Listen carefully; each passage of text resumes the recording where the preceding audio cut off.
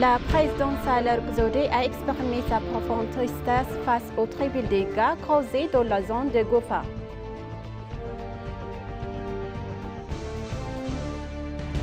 Le Premier ministre Abiy Ahmed a annoncé le déploiement d'un groupe de travail fédéral de prévention des catastrophes dans la zone de Gofa.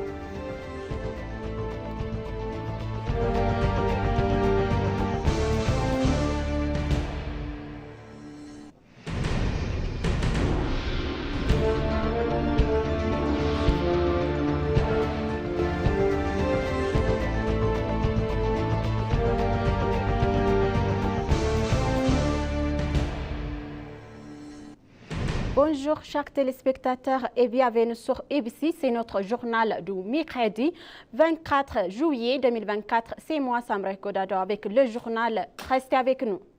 La présidente Sahle Ghezodeh a exprimé sa profonde tristesse face aux terribles dégâts causés dans la zone de Gofa. La présidente Sahle Ghezodeh a exprimé sa profonde tristesse pour les citoyens qui ont perdu la vie à cause des déglacements. Tristesse dans la district de Gofa, dans la zone de Gofa de l'État du sud de l'Éthiopie. La présidente Sahle Ghezodeh a également souhaité de confort aux victimes et familles des défunts et à leurs proches.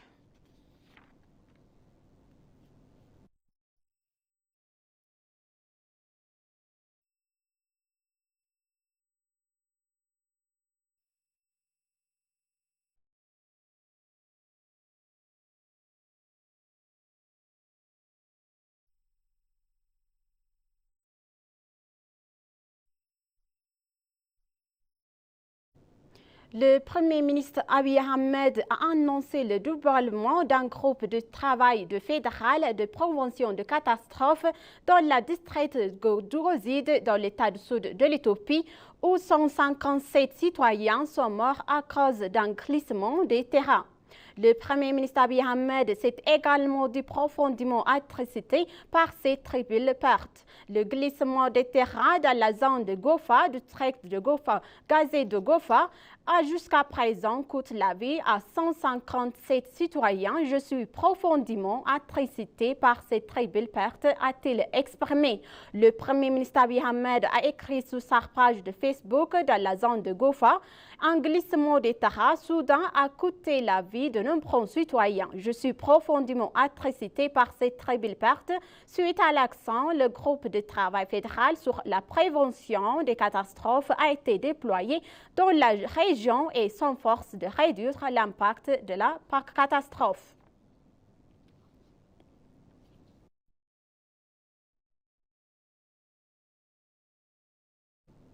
Le vice-premier ministre Temesgen Turuner a exprimé sa profonde tristesse également suite au glissement des terrains soudain dans la zone de Gofa, district Gofa, Kenchon Secha, Godi Kabale.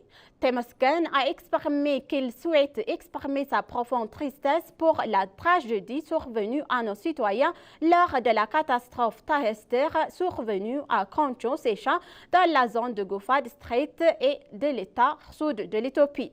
Mes condoléances à toutes les familles et amis des victimes blessées dans l'accident, a-t-il dit.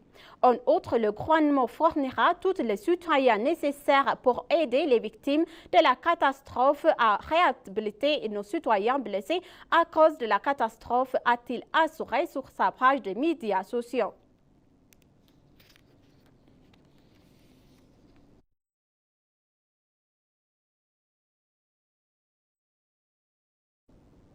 Les chefs d'État de région ont exprimé leur profonde tristesse aux terribles dégâts causés par le glissement des terrains dans la zone de Gofa. Awal Akhaba, chef de l'État d'Afar, a exprimé ses plus sincères condoléances en nom et en celui de la population de la région pour ce terrible accident qui a coûté la vie à de nombreuses personnes. Le chef de l'État d'Oromia, Meles Abdissa, a également exprimé sa profonde tristesse face aux terribles dégâts. Il a souhaité du confort à ceux qui ont perdu les membres de leur communauté, leurs familles et amis dans cet accident, ainsi qu'à l'ensemble du peuple et du gouvernement de la région. Le chef de l'État de Gambella a également, au milieu de Djumulu, a exprimé sa profonde tristesse face aux pertes de la vie humaine et au déplacement d'autres personnes dû au glacement des terrains. Le chef de l'État de Somalie, Mustafa Mohamed, a exprimé également ses sincères condoléances aux personnes qui ont perdu la vie lors de la catastrophe soudaine des terres dans la zone de Gofa.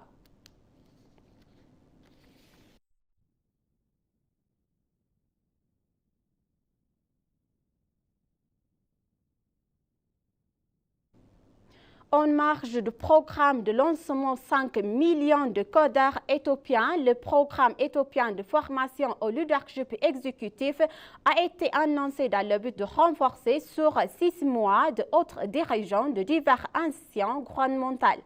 Le Premier ministre Abiy Ahmed a lancé la journée tentative de 5 millions de codeurs éthiopiens, un projet de renforcement des capacités à grande échelle pour la jeunesse du pays. L'intentative de 5 millions de codeurs éthiopiens sera mise en œuvre par le gouvernement éthiopien en collaboration avec les ministères arabes unis. L'intentative devrait faciliter la formation au codage pour 5 millions de jeunes à travers le pays.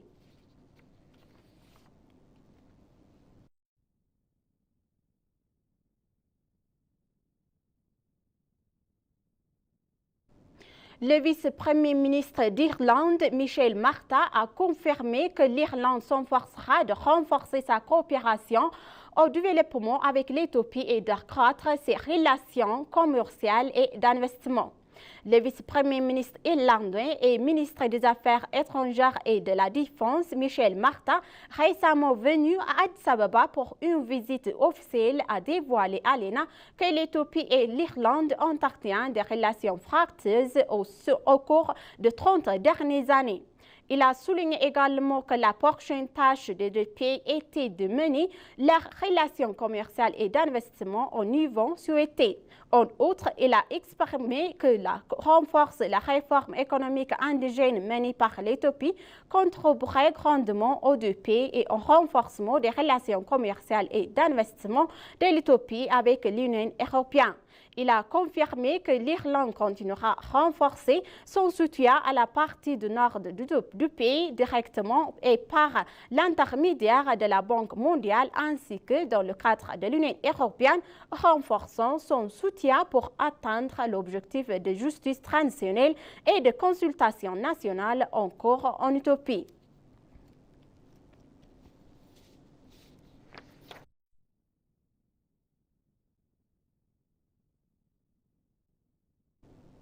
Le ministre des Affaires étrangères Taye Asque-Selassie a fait ses adieux à l'ambassadeur d'Allemagne en Éthiopie, Stefan Oehr.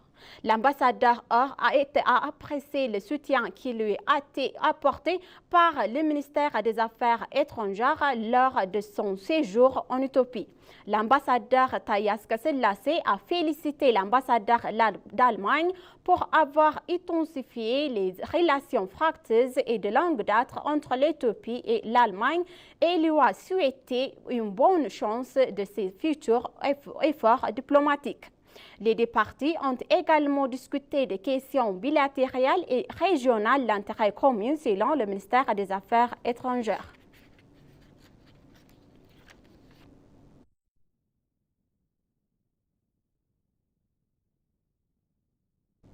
Et une délégation conduite du gouvernement du Malawi accompagnée de personnel de l'Organisation internationale de l'immigration a visité à l'aéroport international de Bolé pour avoir un aperçu du profond fonctionnement et du système d'information et d'analyse des données sur la migration développé par l'Organisation internationale de migration. Le but de voyage de l'étude était de doter de responsables malawites d'une compréhension globale des médias pour une gestion efficace des frontières selon l'Organisation internationale de l'immigration.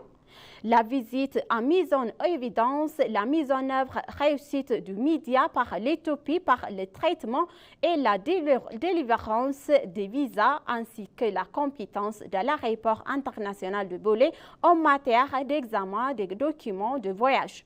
Des agents de services d'immigration et de citoyenneté et de l'Organisation internationale de l'immigration en Éthiopie ont partagé leur point de vue sur la collaboration, le système de visa média, de la coopération, de la laboratoire médical, légal et soutien au développement de capacités. Les échanges de connaissances et d'expériences restent cruciaux pour renforcer la capacité de gestion des frontières et favoriser une collaboration efficace sur le terrain, en particulier lorsque le gouvernement de Malawi envisage de collaborer avec l'Organisation internationale de l'immigration pour la mise en œuvre nationale du média au Malawi.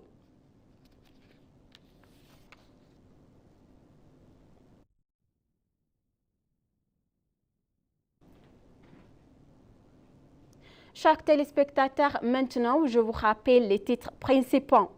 La présidente Sahle Zaoude a exprimé sa profonde tristesse face aux triple dégâts causés dans la zone de Gofa.